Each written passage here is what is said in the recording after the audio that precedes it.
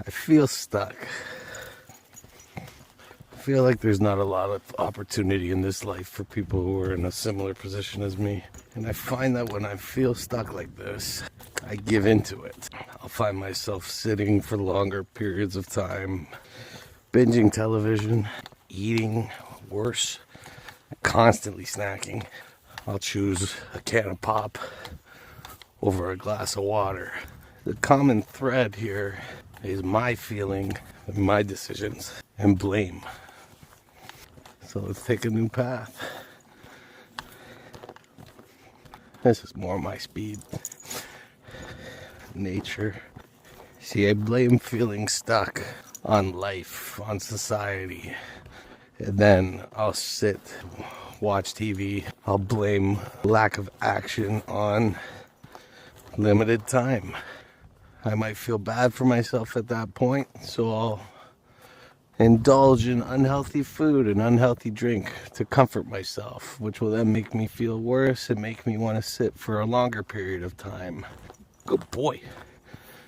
And this may be solved by going for a walk, but I'll choose to just go out to the front and have a cigarette and go back in instead of going for that walk. I'll blame the weather, blame life, blame society, blame the food, blame the drink, blame the weather. This will be nice during the spring. Ooh, a bridge. Let's check out the bridge.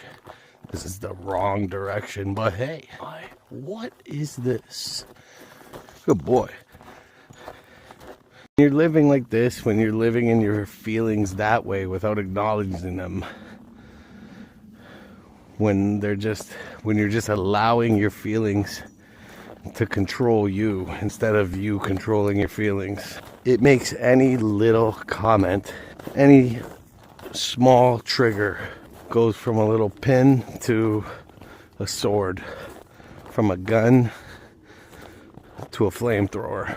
So if you're in that mode, expressing all the same feelings that I was just expressing, the smallest comment from your partner, from a family member, saying something like, "Are you just gonna sit on the couch all day?" can cause you to erupt. And you'll go start an argument about it. How could you say that? No, I'm not going to sit on the couch all day. I'm going through hard times. And you just continue to manifest and put those negative things out into the world. And you might start an argument. And then you go right back to blame. Can you believe they said that? How could they say that? I'm trying so hard. And they don't even see it. Nobody sees. All this blame that we project outward is actually a true depiction of how we feel about ourselves. If you don't want to sit and talk to yourself to figure out what your issues are, just look at how you treat other people. Look at what makes you angry. I mean, that's technically self-reflecting. But that's where even friends have it wrong. Because if everybody's doing the same thing, then we're all just constantly projecting our own problems, our own fears, our own traumas onto the next person. We need to stop telling people what their problems are, because we do not know. The only thing you know is what your problems are. So if you're giving your friends a hard time about something that they always do and the way they always make you feel, that is you. And we're so reliant on other people, I think it's just like we're really hoping that they'll see it. But there's a danger in having your friends see that side of you. There's a danger in refusing to self-reflect. I know all too well, because I had so much faith in humanity that I shared everything about me with everyone that I cared about, because I thought they cared about me. That's where I learned that I need to take care of myself, and that people will take what you give them and they will subconsciously use it against you. And they don't do it on purpose. It's just negativity has taken over the dark side. You can think of any movie that has like superpowers in it to bring out your powers, and your negative thoughts and anger and hatred will amplify your power. But actually learning to love yourself and respect yourself coming from a place of love will strengthen that power greater than you could ever imagine. Star Wars, Jedi versus the dark side, Harry Potter. I don't even watch Harry Potter. I've just lost all my followers for saying that.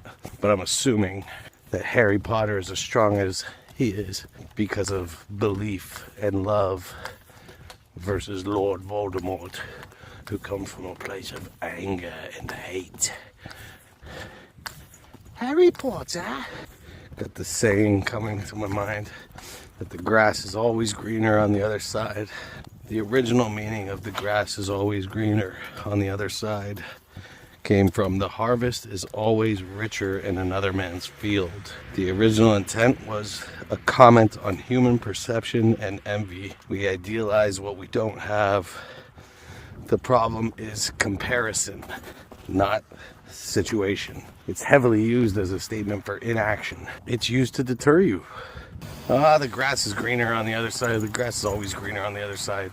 As if when you go to the other side, you're going to think the grass that you were on is greener. And the more we say it like that, the more we believe it. Because I can tell you that I'm on the other side of the grass that I was once on. And it is fucking greener. That's what made me think about that. I don't want to go back to that old grass. You got to trust that if your grass is not green, that there is neighboring fence with greener grass that you can, if there's no gate to walk through, fuck, you could climb that shit and hop over. We need to stop allowing others to comment on how green our grass is. Oh, and your neighbors, if anybody's on the house, you better believe your neighbors will comment on your grass because they want you to know that their grass is better than yours. It's like, if you're commenting on my grass, that just tells me that you're not happy with your grass.